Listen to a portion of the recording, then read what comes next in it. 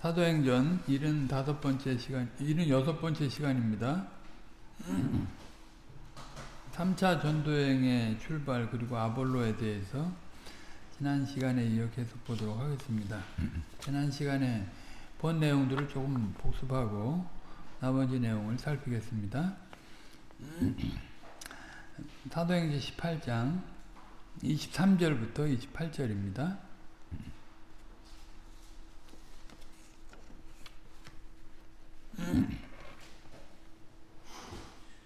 제가 읽습니다.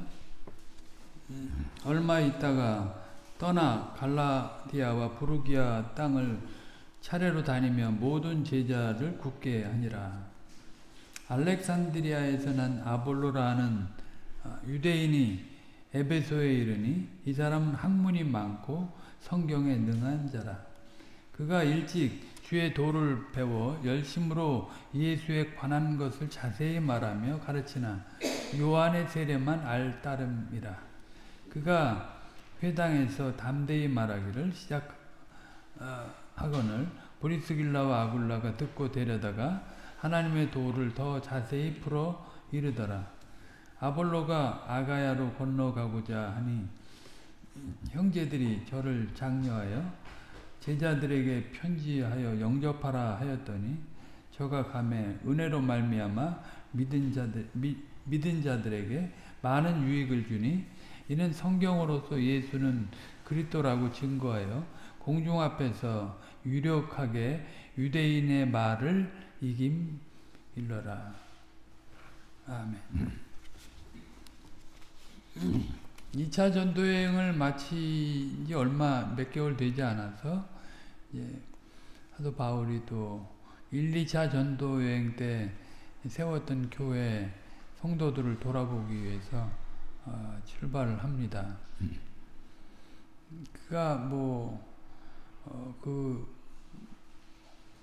긴 시간 동안 많은 어려움을 겪으며 죽을 뻔도 했고 고난도 받고 여러 강도의 위험, 강의 위험 등등의 것들을 다 경험했는데 그럼에도 불구하고 개의치 않고 그것을 뛰어넘는 그런 믿음으로 형제들을 돌아보기를 위해서 나아갔다 하는 것입니다. 본인이 이방인의 사도라고 하는 확고부동한 은사를 인식하고 있었던 것이고요. 그리고 자기의 일이 구속사 안에서 하나님의 경륜을 더 진전시키고 확장하는 일이다라는 것을 아는 것입니다. 그리고 거기다가 이제 자기가 단순히 이방인의 사도로서 일하는 것이 교회를 세우는 것으로 끝나는 게 아니라 그 교회가 교회되게 하도록 하기 위해서 이제 그렇게 열심을 낸 것입니다. 이게 자기가 자기 세력을 키우려고 자기 제자들을 만나러 돌아다니는 게 아니라 구속사 안에서 자기 할 일을 분명히 알고 그들을 또 어떻게 영화로운 상태로 이끌어야 하는가를 알아서 그렇게 그들을 돌아보기를 힘쓴 거죠. 참 놀라운 능력이고 놀라운 힘이 들어있다 하는 것을 알 수 있습니다. 자신의 그 일을 통해서 이제 하나님께서 만물을 경영하시는 것, 만물을 통일시키고 만물을 충만케 하고 완성하는 그 일을 하려고 하는 것입니다. 그러니까 한 사람이 어떤 주 안에서 어떤 은사를 받아서 일한다고 하는 것은 그 개인의 인생 기륭화복 그 외의 것들과 관련해서만 생각할 수 없는 거예요. 분명히 그 역사의 노정에서 자기 할 일이 있고 그것이 이제 위로나 옆으로나 아래로나 다 그 책임을 감당해야 하는 것입니다. 하나님의 은혜가 있다고 하고 옆으로도 또 아래로도 그 책임을 지지 않는 일을 한다면 그거는 아무것도 아니에요. 주님의 구원은 구원 자체가 목적이 아니라 할례나 이제 세례가 이따 오후에도 보겠지만 할례나 세례가 목표가 되면 되겠습니까? 할례나 세례는 이제 시작이고 출발이죠. 할례 받았다고 다 구원 받습니까? 이스마엘 같은 인생도 있고 또 에서 같은 인생도 있는 거죠. 이제 중요한 거는 하나님께서 택자들을 어떤 사람들을 쓰셔서 어떻게 양육하시고 어떻게 완성하시면서 그 세상을 향한 경영을 다 이루시는가. 그러니까 하나님은 국지적인 신이 아니고요. 한 민족신도 아닙니다. 하나님은 만유의 하나님이시고 만왕의 왕이시고 만주의 주가 되신 그분이죠. 그분의 자녀가 됐고 그분의 종이 됐고 그분의 군사, 그분의 그분의 자녀로서 그분의 백성으로서 살아가는 게 과연 무엇인가?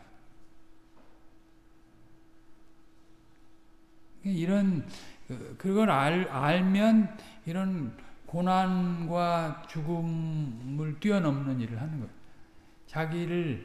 자기가 청지기로서 그 할 일을 하는 겁니다. 그냥 고작 돈 몇 푼 모아가지고 자기 인생 좀 편하게 살고 조금 명예를 얻어가지고 자기 이름을 내고 고작 그 일을 하기 위해서 주님이 우리를 아드님을 통해서 구원하셨겠습니까? 고작 재능 좀 부려가지고 사람들 앞에서 인정받는 걸로 그렇게 하게 하시겠습니까? 사람이 그 정도의 그건 일반 세상 사람들이 하는 거잖아요. 근데 그것도 안 하면 또 그만도 못한 거지만 하나님의 백성으로서 분명히 역사적인 책임이 있습니다. 구속사 안에서 책임이 있고 그런 거를 알아야 이 사람이 들레거나 아주 가벼운 눈에 보이는 것들로 인해서 그냥 공중공중 뛰고 그런 일을 하지 않는 거죠.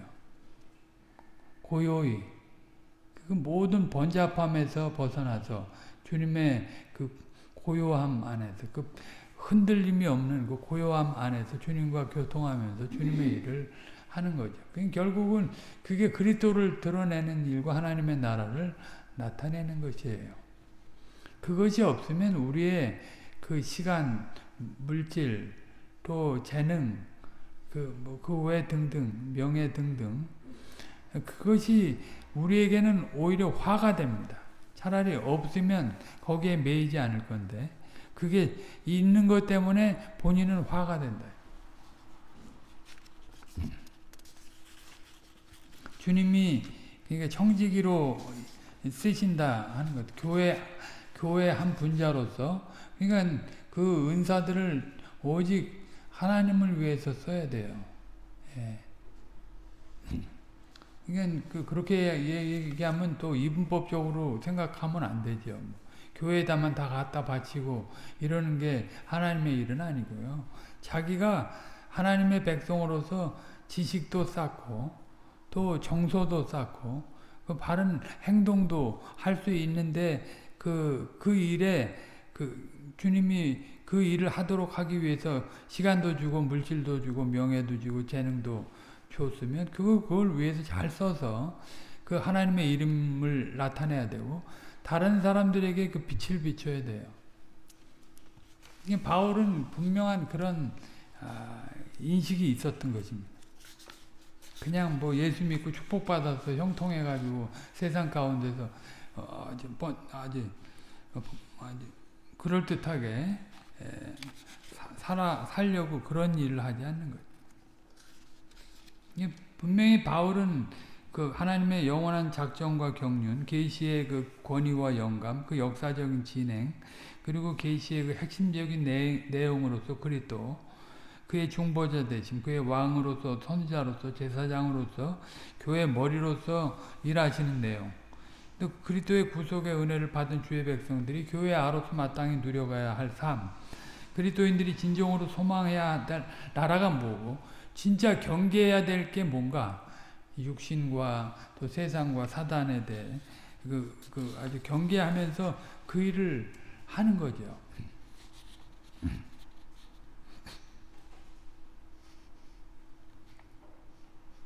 그것은 사실 이스라엘이 가나안 땅을 정복할 때 그 모습을 보면 저들이 어떻게 하나님의 사명자로서 거룩한 소유로서 제사장 나라로서 어떻게 살았는가 그걸 볼 수 알 수 있어요.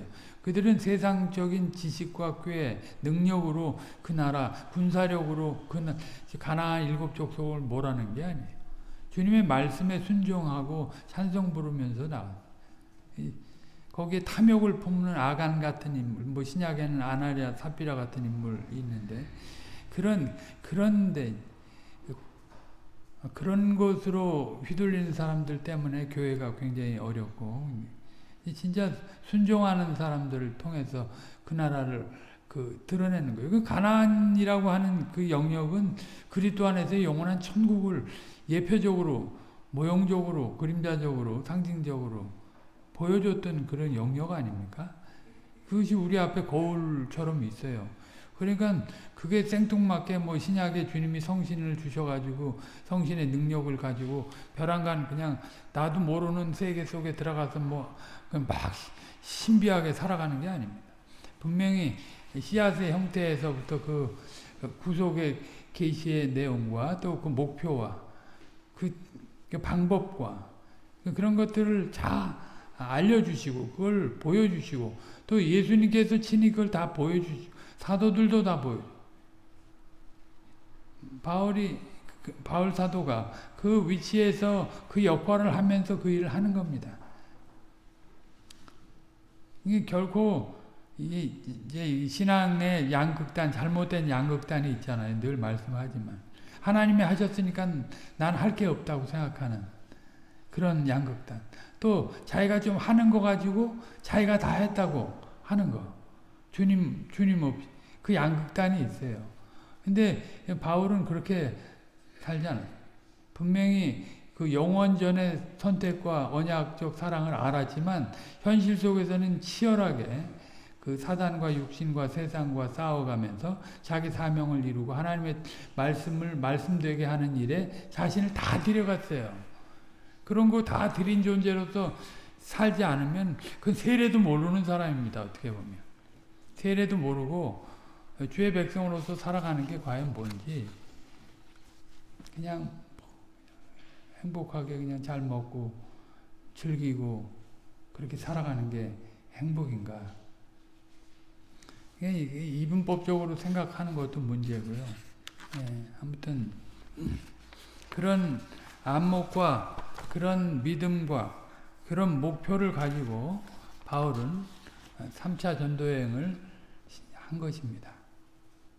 그런 전도여행의 그 방도들을 배운 그 후예들에 의해서 우리도 복음을 받고 살아가는 거 아닙니까? 그냥 기계적으로 무슨 뭐 정통 주류의 신학을 뭐 그걸 기계적으로 암송하고 뭐 어려서부터 배워가지고 알고 있고 그것으로 우리가 주의 자녀로서 거룩하게 쓰임 받는가요? 믿음이라는 건 그렇지 않습니다. 믿음은 분명히 그리스도 안에서의 칭의를 아는 거고 또 믿음은 그 행위를 아는 겁니다. 그 결과로서의 행위를 아는 거짓말하는 사람은 항상 거짓말합니다. 자기를 위장하는 사람은 항상 위장해요. 구원에 대해서 위장하고 유대인들이 그랬잖아요. 자기네들 구원 다 받았는 줄 알고. 근데 뭐 세상에 대한 사명은 전혀 감당하지 않고 자기 세상 속에서 뛰어나려고 하는 그런 생각만 있었던 거예요. 결국은 주님을 십자가에 못 박는 일까지 하지 않았어요. 이 교회에서 정상하게 그리스도를 머리로서 살아가는 존재로 그 교회를 이루지 않는 사람들은 그 사람들이 교회의 배도자들이에요. 이 교회를 배교의 형태로 끌고 갈 사람들. 예, 늘 각성을 해야죠. 각성을 하고 그런 데서 벗어나도록, 그리고 진짜 은혜의 말씀에 사로잡혀서 나부터 하나님 말씀에 나를 양육해야지. 주님 말씀으로 나를 양육하고, 또 그냥 뭘 하려고 자기 뻐기려고 양육하는 게 아니고요. 타자를 위한 양육이에요. 하나님의 영광을 위한 양육. 근본적으로 자기를 키우지 않으면 그게 절대 안 됩니다. 안 돼요. 항상 상대적으로 비교해가지고 자기 잘났다고 하고 다른 사람 정죄하고 하는 거죠. 항상. 예. 그런 사람들은 교만해가지고 은혜를 누릴 수가 없고 영광에서 영광으로 나갈 수가 없습니다. 아무튼 그 사도 바울은 그런 중심을 가지고 지금 마지막이 될 그런 여행을 하는 거예요. 1, 2차 전도여행 때 세웠던 그 교회들과의 만남을 마지막이죠. 이제 다시 3차 전도여행 끝나서 올라갔다가 사로잡혀가지고 로마로 가서 조금 잠깐 풀렸다가 서바나까지 갔다 와서 그러고 이제 순교하는 것 아닙니까? 불과 이제 죽을 날도 뭐 10여 년 정도 남아 있는 거죠. 그런데도 나이도 이제 뭐 지금 50하고는 다르죠. 옛날 50의 나이, 옛날 뭐 평균 수명이 뭐 30대도 안 됐을 때 아닙니까? 이런 때는. 아무튼 그런 속에서 주의 사명을 받아가지고 어떻게 자기 목숨 하나 부지하려고 뭘 살려고 하는 게 아니라 하나님의 교회를 돌아보려고, 모든 고생은 다 하나님의 교회를 위한 것이다. 이제 오늘 본문의 두 번째 내용 아볼로에 대해서 보도록 합니다. 왜 근데 여기 아볼로에 대한 내용이 뜬금없이 나오는 것처럼 보이나? 누가가 여기서 아볼로에 대한 내용을 쓰는 것은 이제 바울이 이곳에 와서 사역을 하게 될 것인데, 그 이전에 그 에베소 지역의 배경적인 상황이 어떠한 것인가를 소개하려고 하는 것입니다. 2차 전도 여행 때 초기 때 그 아시아 지방으로 들어가서 에베소를 가려고 했는데 못 갔잖아요. 막아가지고.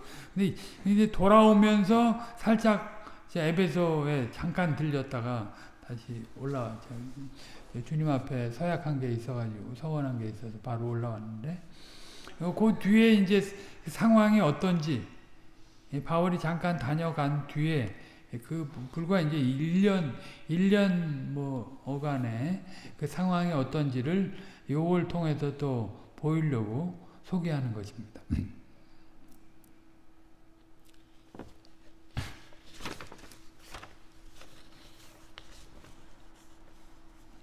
아무튼 이 내용을 보면서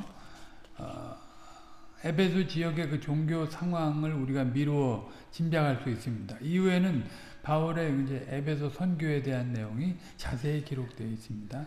오랫동안 닫혔던 에베소에 대해 높이 되신 주님께서 적당하신 때에 당신의 신실하신 일꾼을 보내셔서 복음으로써 문을 여시고 교회를 세우는 내용이 나오게 되는 것입니다. 그러니까 이게 공연히 아볼로의 이야기가 끼어들어와 있는 게 아니죠. 성경 계시는 아주 완전한 것입니다. 특별한 목표가 있는 것이고. 아볼로에 대해서 자세히 보도록 합니다. 아볼로의 이름은 아볼로니우스, 그 본 이름 축약형으로 이제 아볼로라고 불렀습니다. 그는 알렉산드리아 출신의 정통 유대인 율법 학자였습니다.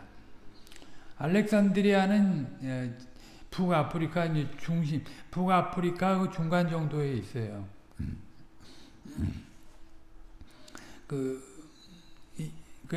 이집트의 그 행정 수도였습니다. 애굽에. 이 도시는 알렉산더 대왕이 주전 332년에 건설하여 그렇게 명명되었다고 합니다. 헬라 문화를 꽃피운 도시였고 바둑판 모양으로 구획된 아주 철저히 기획 도시였던 거죠. 이곳은 일찍이 주전 3세기경에 70인역이라고 불리는 성경을 만든 유명한 도시이기도 합니다. 각 지파에서 6명씩 뽑아가지고 72명이 이제 함께 하면서 구약 히브리어 성경을 헬라어 성경으로 번역을 한 거죠. 각각 다 어떤 폐쇄된 공간에 들어가서 그것을 맡은 부분을 이렇게 번역을 했다고 합니다. 그것은 필로라고 하는 그 학자가 히브리 종교와 헬라 철학을 조화시키기 위해 우화적으로 해석하며 살고 일했던 곳이기도 합니다. 필로라고 하는 유명한, 그래서 이제 알렉산드리아 학파하면 굉장히 영해 중심의, 그리고 우화적 해석, 은유적 해석이 굉장히 그 여기서는 주류의 성경 해석법이 됐어요.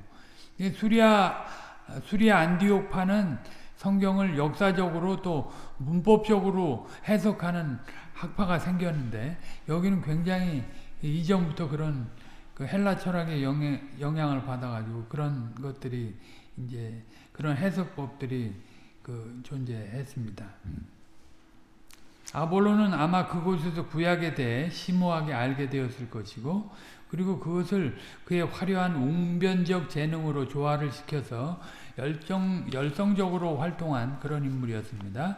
그런 사람이 이제 바울이 에베소를 방문하고 약 1년 정도 지나게 되는 기간 때 그곳에 오게 된 것입니다. 2차 전도행 마감하면서 잠깐 들렸을 때가 이제 지금 다시 들리는 지금까지 이제 한 1년 정도 되는 거죠. 여기 본문에 보면 아볼로가 학문이 많고 성경에 능한 자라 했는데, 학문이 많다는 건 아주 천부적으로 알고 있는 내용을 웅변적으로 전하는 재능이 아주 능하다 하는 표현입니다. 성경에 능한 자라는 것은 구약을 심오하게 알고 단순히 지식으로만이 아니라 경륜까지 풍부했던 사람임을 나타내는 것입니다. 그는 일찍 주의 도를 배웠는데, 그는 그곳에서 세례 요한의 제자들에게서나 또 혹은 그 외 다른 경로로 예수에 관한 소문을 들어서 알고 있었던 것 같습니다. 그리고 그의 열정도 아주 풍부해서 아주 그런 지성과 아주 정서적으로도 그런 열정을 품은 그런 인물이었습니다. 그런데 그가 세례 요한의 세례만 알고 있었고 성신의 세례는 아직 모르고 있었습니다. 그것은 무슨 말인가? 세례 요한의 증거와 사역만 알고 있었다는 것인데, 예수님에 대해 구약이 가리키는 바 메시아가 바로 예수 그리스도이심을 알고 그 약속된 메시아 왕국도 그에 의해 세워질 것을 알았으며, 그 나라에 들어가기 위해 회개의 세례를 받아야 한다는 것도 알았지만, 십자가를 지신 주님과 높이 되신 주님의 사역과 그로 말미암아 도래한 성신님의 세례에 대해서는 아직 알지 못하고 있었던 것입니다.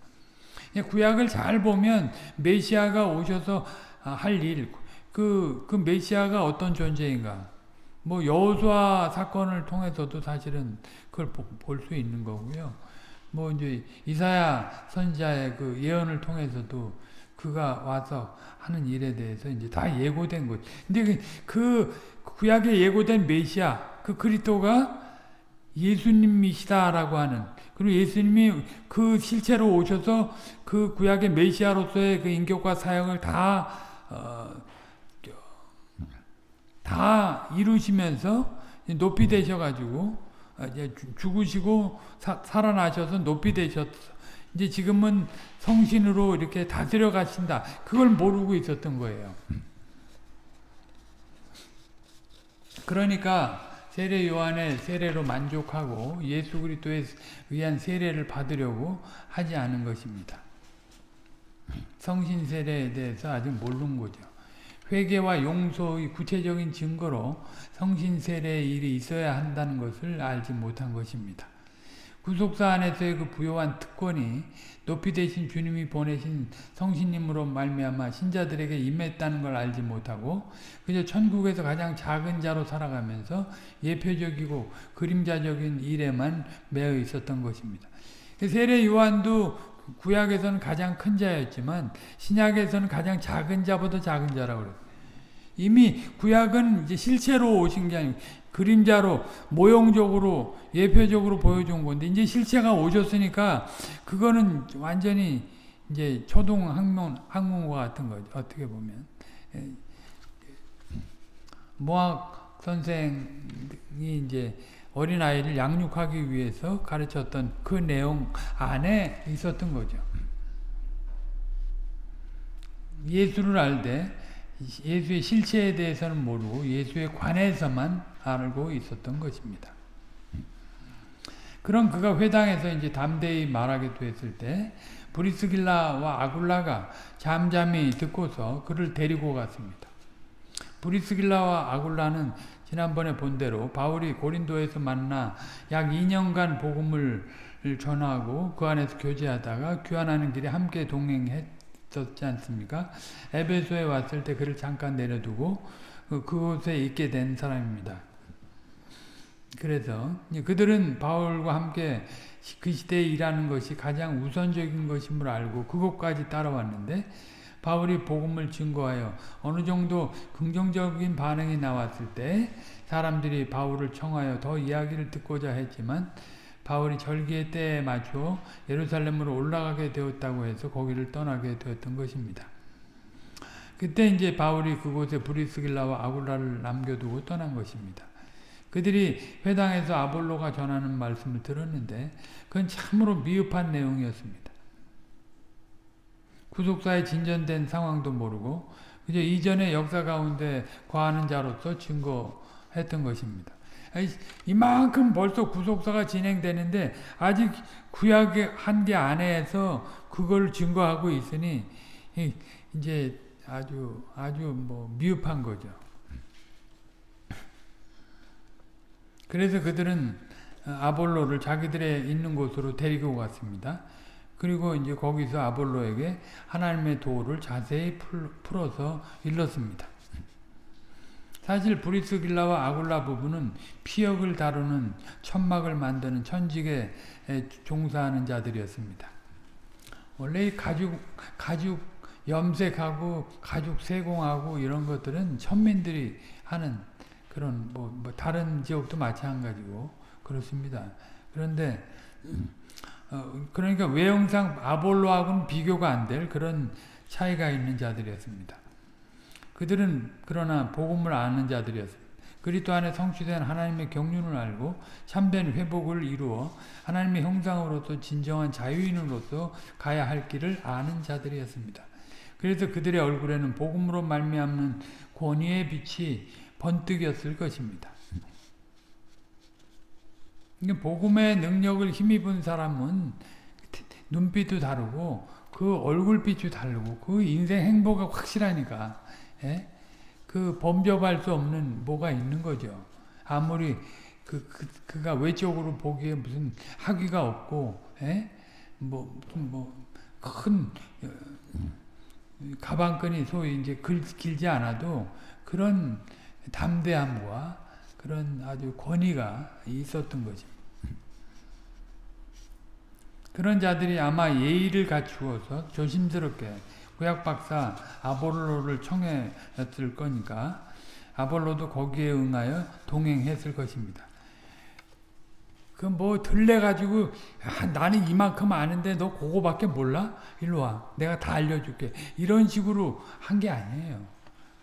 그 참된 그리스도의 인간상과 사회상을 드러낼 인물로서 얼마나 본의에 예의 있게 질서 있게 그렇게 했겠습니까? 뭘 조금 안다고 교만한 눈빛으로 누구든지 다 교정할 수 있는 것처럼 의수되는 것과는 차원이 다른 태도로 브리스길라와 아굴라가 그렇게 제의했을 것이고 거기에 아볼로가 응한 것입니다. 이게 자기가 죄인이었다가 구원받은 걸 아는 사람은요 절대 상대적으로 그 높은 눈빛을 가질 수가 없어요. 왜냐하면 고린도 전서 4장 7절에 보면 너희 중에 받지 아니한 것이 무엇이냐. 그 뭐 아볼로 파다, 게바파다, 뭐 바울파다 하고 싸움이 났잖아요. 그리스도파다 하면서. 그런데 이제 그걸 제어하는 그 깨우침으로 바울이 너희 중에 받지 않은 게 뭐냐.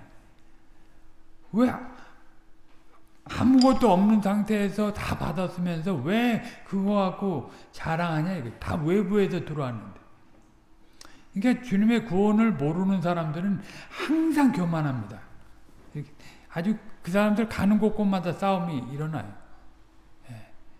섬김이라는 게 뭔지 몰라요. 섬김은요, 종이 주인을 섬기는 걸 섬김이라고 해요. 왕이 백성을 섬기는 것.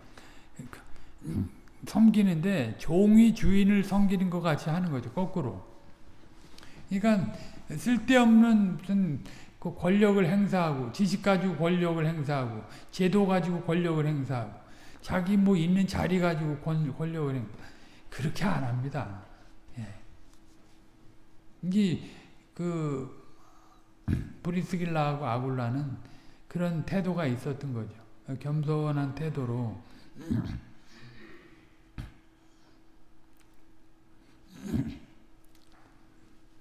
아볼로의 품성은 어떠했는가? 아볼로는 아직 복음만 해도 참된 특권을 누리지 못하는 그런 상태에 있었지만 그리스도를 영접할 준비 단계에는 이르는 그런 품성을 소유하고 있었습니다.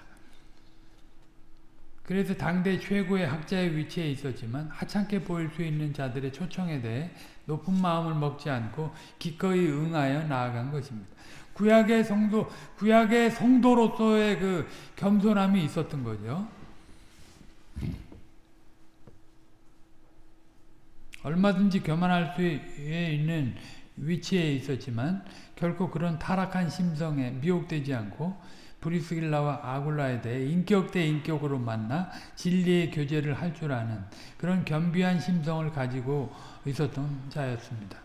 어쩌면 여자였던 브리스길라가 더 앞장서서 그런 제의를 했을 수도 있습니다. 그런데도 그들의 인도에 따른 그 태도를 보인 거죠. 뭐 예나 지금이나 뭐 여자는 별로 이제 사람 취급을 별로 안 해줬잖아요. 그런데도 이제 여기 브리스길라가 앞서서 얘기함에도 불구하고 그걸 따르는 것입니다.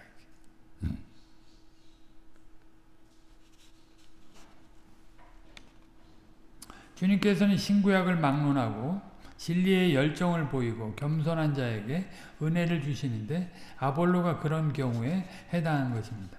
아마 브리스길라와 아굴라도 아볼로의 그런 심성을 알고서 그에게 조심스럽게 돕는 차원에서 이야기를 했을 것입니다. 일반적으로도 사람의 심성은 관계성 속에서 그가 쓰는 말과 행동으로 보아 금방 알게 되어 있습니다. 브리스길라와 아굴라는 진리를 향해 열정을 보이고 겸비한 그 아볼로를 보고 그런 조심스러운 제의를 한 것으로 추측이 되는 것입니다. 이런 것을 보면서 우리의 태도를 견주어 보고 돌이킬 것은 돌이켜야 할 것입니다. 조금 뭐 안다 하면 그걸 가지고 하늘 높은 줄 모르고 뻣뻣하고 그 아는 것으로 자신부터 가르치려고 하지 않고 남부터 가르치려고 하는 그런 부패함에서 속히 벗어나야 할 것입니다. 20년 전에도 이런 상황이 있었던 거죠. 여하튼 브리스길라와 아굴라가 아볼로에게 자세히 풀어서 가르친 내용은 어떤 것이었겠습니까? 그러니까 세례 요한의 증거에서 진전된 내용을 해명했을 것입니다.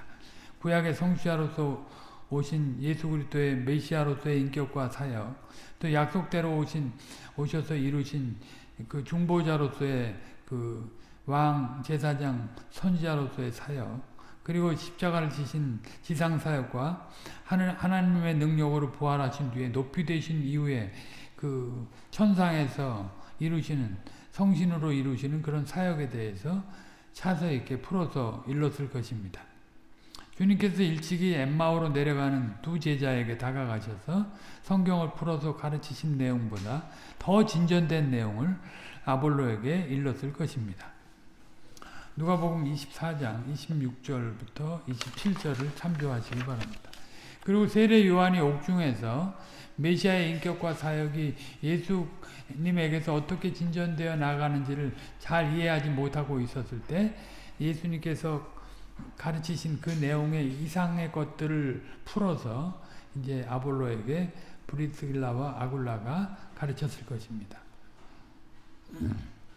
마태복음 11장 4절로 6절을 참조하시기 바랍니다.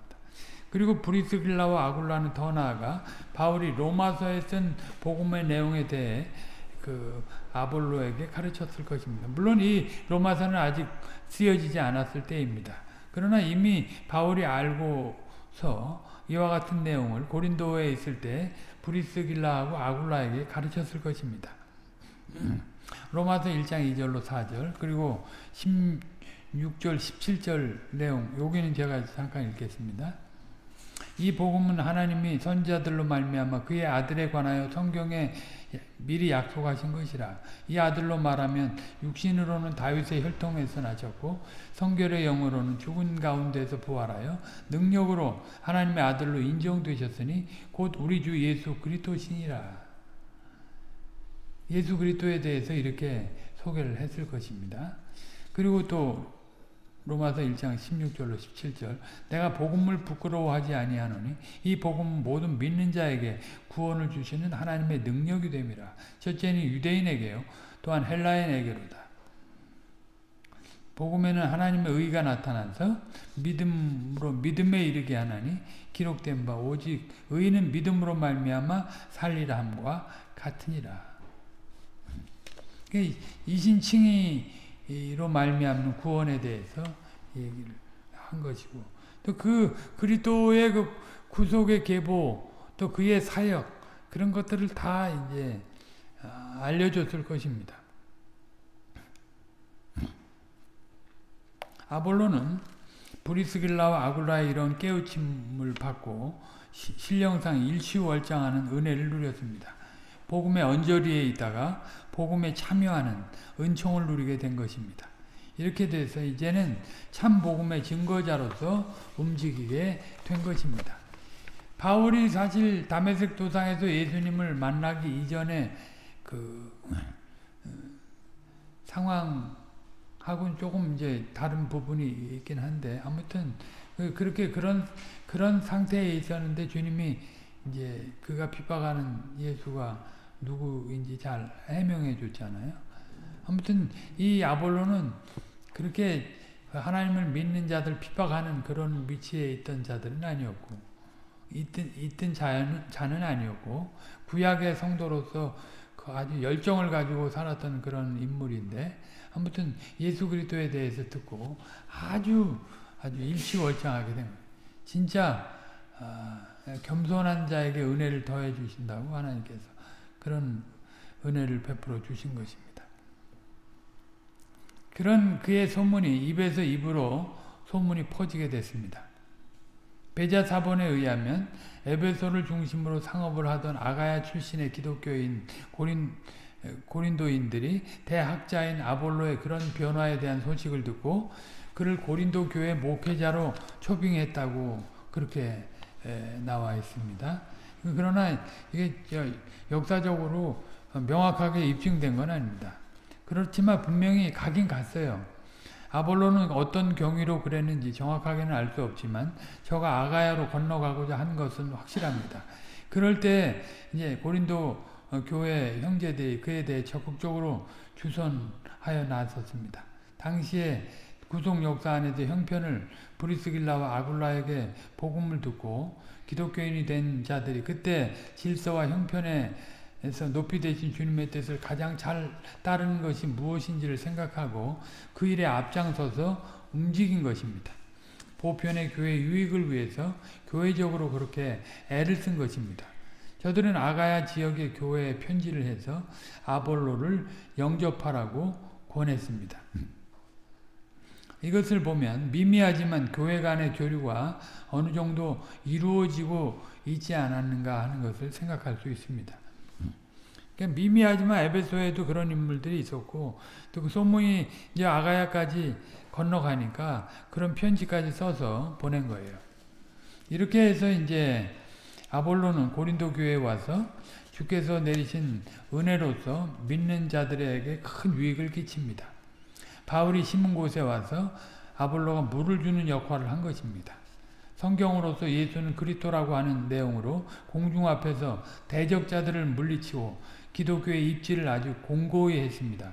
유대인이라면 그들의 신학상 사실 그리스도가 메시아라는 사실을 부인하지 않겠지만 나사렛 예수가 그리스도라는 것은 믿을 수가 없는 것입니다. 그런 자들에게 구약 성경을 가지고 구약에 예표되고 예언되고 상징되고 그림자적으로 보여준 것들이 다 나사렛 예수 그리스도와 연결된다 하는 것을 분명하게 해명했을 것입니다.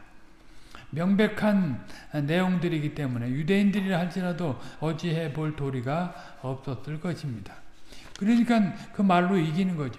성경에 이렇게 구약 박사니까 구약의 그리스도에 대해서 예언한 것들을 다 끄집어다가 그가 나사렛에서 살 것, 나사렛에서 장성할 것 그런 거 다 이제 입증했을 거 아닙니까? 그러니까 뭐 할 말이 없는 거죠. 우리가 이미 보아서 아는 내용이지만 고린도 지역은 어떤 곳입니까? 이곳은 헬라 사상이 판을 치는 곳이고 그리고 각양의 우상 문화가 득실득실하였으며 세속화되어 성적으로도 아주 방탕한 곳이었습니다. 그리고 유대인들도 거기 많이 있어서 회당도 많이 있었습니다. 이런 곳에 기독교가 싹이 나게 되었는데 아볼로가 와서 성신 안에서 정리된 학문과 그의 인격을 가지고 사역을 한다면 아주 적합한 일이 된 것입니다. 구약을 잘 알고 있고 그것의 완성인 십자가와 부활의 복음을 잘 알고 또 헬라의 그 논리적 사고를 잘 구사할 줄 알며 거기다가 겸비한 인격까지 갖춘 아볼로가 이 고린도 지역에 와서 일한다면 기독교 변증은 물론 그곳의 형제들의 성장에 아주 큰 유익이 되는 것입니다.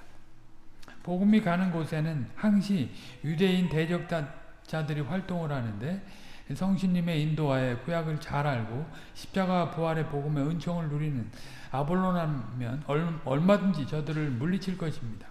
실제로 아볼로는 그곳에 와서 성경을 가지고 예수는 그리스도라고 복음을 공중 앞에서 증거하며 유대인들의 말을 이겼습니다. 주님께서 필요한 때에 당신의 일꾼을 보내어 당신의 약속을 성취하시며 복음으로서 그 나라를 확장하시어 가시지만 그 역사적인 배경에 가장 적합하게 일할 자를 불러서 쓰시는 것입니다. 아볼로의 이후 행적을 보면 저가 얼마나 고린도에서 사역을 했는지 언제 다시 에베소로 갔는지 명확하게 알 길이 없습니다. 그러나 그가 고린도 교회에 끼친 영향력은 대단했습니다. 그의 세련된 언변과 심오한 성경 해석 그리고 겸비한 성격까지 갖추어 그를 추종하는 자들이 많았던 것으로 분명히 우리가 알 수 있죠. 이제 그리고 분파가 났을 때 아볼로파가 있었던 걸 보면 그거 알 수 있습니다. 물론 그가 분파적인 일에 직접적으로 개입한 흔적은 없습니다. 아볼로는 하나님의 말씀 밖으로 나아가는 일을 하지 않기 위해서 무진 애를 쓴 사람입니다. 그리고 바울처럼 그것에 대해 철저히 생활해서 모범을 보였습니다. 나중에 보면 바울이 아볼로에게 간청해서 고린도로 다시 가달라고 요청을 하지만 아마 교회의 논쟁적인 일에 휘말리고 싶지 않아서 다시 가려고 하지 않았었습니다. 고린도전서 4장 6절과 16장 12절에 그게 나옵니다. 형제들아 내가 너희를 위하여 이 일에 나와 아볼로를 가지고 본을 보였으니 이는 너희로 하여금 기록한 말씀 밖에 넘어가지 말라 한 것을 우리에게서 배워 서로 대적하여 교만한 마음을 먹지 말게 하려 함이라. 이러고 나서 너희가 받지 아니하는 게 무엇이냐? 왜 싸우냐? 이제 그거 얘기하는 거예요. 16장 12절 형제 아볼로에 대해서는 저더러 형제들과 함께 너희에게 가라고 내가 많이 권하되 지금은 갈 뜻이 일절없으나 기회가 있으면 가리라. 바울이 권했는데도 안 갔어요. 그러니까 그 기록된 말씀 밖에 넘어가는 일을 하지 않고 자기 때문에 괜히 또 그 아볼로파에 속한 사람들이 또 들떠가지고 또 우리가 더 정통이라고 또 얘기하면 시끄러워질까봐 거기 가지 않는 거예요. 바울이 권해서 가라고 해도 이런 바울로에 대한 마지막의 기록은 디도서 3장 13절에 있습니다. 세나와 및 아볼로를 급히 먼저 보내어 저희로 궁핍함이 없게 하고, 디도에게 이제 권하는 말로 이 말이 있습니다. 혹자들은 아볼로의 뛰어난 구약 이해를 생각해서 히브리서가 아볼로가 쓴 것이 아닌가 하기도 하는데 그것도 확인할 수 없는 추측입니다. 아무튼 아볼로는 참 훌륭한 신자예요. 참 겸손한 신자. 주님이 참 그 말씀 밖에 넘어가지 않으려고 생활로도 다 본을 보인 그런 인물이죠.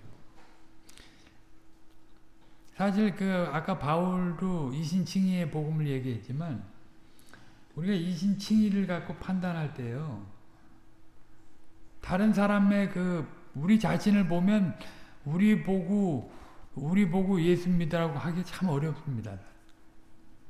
그리스도께서 우리를 의롭다고 하신 그 복음을 가지고 전할 수 있는 거예요. 그런데 이제 그걸 가지고 자기 잘난 척 하는 사람들이 있으면 그게 사람을 보는 거 아니에요. 그리스도를 봐야 될 걸. 그러니까 우리는 어린아이를 보면서도 어린아이한테 배울 게 있는데 그런 교만한 사람들은 어린아이한테 절대 배울 수가 없어요. 잘 배웠네? 평가는 하지. 평가는 해요. 이 교만한 사람들은 평가하는 위치에 있습니다. 같이 공감하고 지지하는 데 있는 게 아니라 항상 판단하고 논지하고 평가해요. 함께 하려고 자신을 낮추지 않아요. 아볼로의 심정이 없어요. 그런 사람, 교만한 사람. 항상 평가해요. 누구든지 다 평가해요. 그러니까 은혜를 못 누리죠. 그런 사람들 은혜가 없어요. 구원을 모르기 때문에. 그리스도를 볼 줄 모르기 때문에. 그런 사람들이 알미니안들이에요. 칼빈주의 그늘 아래 들어와 죽치고 있는 알미니안들. 우리는 다 거저받았어요. 내세울 건 그리스도밖에 없다. 그리스도만 자랑을 해야지. 성신의 은혜만 얘기하고. 나는 나 볼 거는 없다고 그리스도를 봐야 된다고 하고. 그래야지. 자기는 적용 안 하면서 다른 사람만 그냥 인간적인 잣대로. 그러니까 거기 분란이 꺼지지가 않습니다. 그런 사람들이 있으면. 그런 사람들이 교회에 있으면 분란이 꺼지질 않아요. 가정에도 마찬가지고. 근데 알미니안들이 문제예요. 말씀을 맺습니다. 오늘은 바울의 3차 전도여행의 출발과 바울의 에베소 선교의 배경이 되는 아볼로의 일에 대해 보았습니다. 신자들은 늘 높이 되신 주님의 복음으로 생성되는 교회에 관심을 가져야 할 것이고 그 교회에 유익을 끼치기 위해 모든 노력을 다해야 할 것입니다. 교회 일은 시간이 남은 때 하는 게 아니라 가장 중요한 시간을 들여서 해야 하는 것입니다. 어떤 형편에 처하든지 성신님의 인도를 따라 육신적인 장애를 물리치고 자신에게 주어진 은사를 잘 사용해야 할 것입니다. 신앙인으로서의 삶의 현재적 과정 속에서 그 은혜 받은 자태를 드러내지 않고 자기 일에 대한 만족함도 없으면 그것은 크게 잘못된 것입니다. 그것은 복음을 잘못 받은 것입니다. 오늘 그리스도 안에서 하나님의 나라의 은혜를 누리지 않는 자가 장차 그리스도의 오심으로 완성될 하나님 나라에 들어갈 수 없습니다. 아볼로는 높은 학문과 논리적인 변증력과 구약의 정통한 학자였으나 하찮게 보이는 자들의 인도와 권면에 대해 묵살하지 않고 자신을 비추어 보며 돌이키는 겸비한 태도를 보였습니다. 이거 우리는 막 새신자라도 참 주께서 결과를 내셔가지고 그런 겸손하고 복음적인 내용이 나오면 너무 좋지 않습니까? 어디 가서 그거 자랑하고 싶지 않습니까?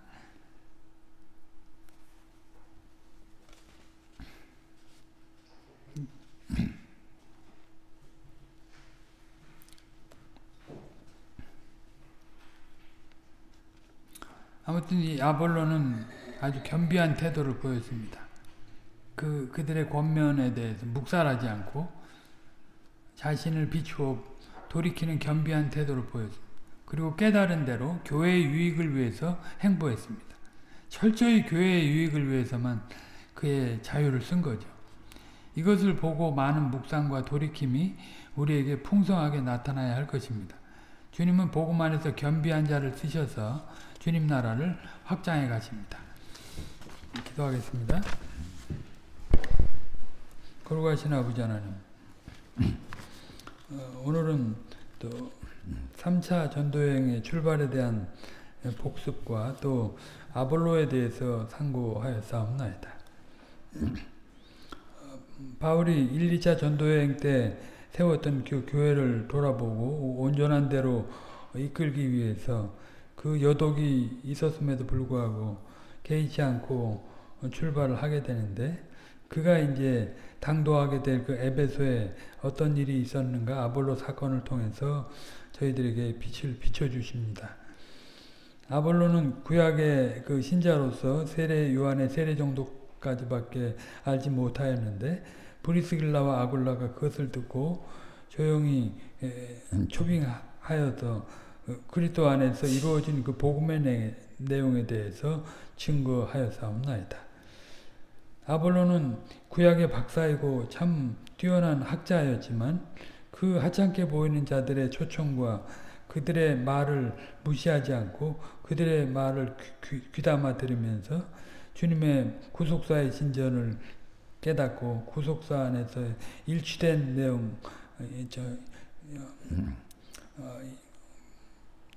구속사 안에서 발전된 내용을 깨닫고 더 일치월장하는 삶의 모습을 보였사옵나이다. 그의 소식이 이제 고린도에도 알려져서 고린도에 가서 바울이 심은 교회에 물을 주는 역할을 하였고 또 다시 에베소까지 오게 되었는데, 그가 얼마나 고린도에서 겸손하게 그의 사역에 그 말씀 밖으로 넘어가는 일이 없도록 충성되게 살았는가 하는 것들을 우리가 오늘 말씀을 통해서 분명히 보게 되옵나이다.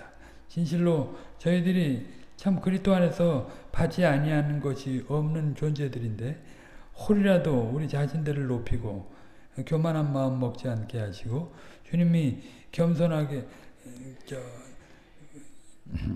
주님의 일하심을 알고 겸손하게 태도를 보이는 자에게 은혜를 주셔서 하나님 나라를 진전시켜 나가신다는 것들을 잘 기억하고 늘 겸손한 마음으로 주님의 몸인 교회의 일에 충성되게 살아가는 저희들이 다 되게 하옵소서.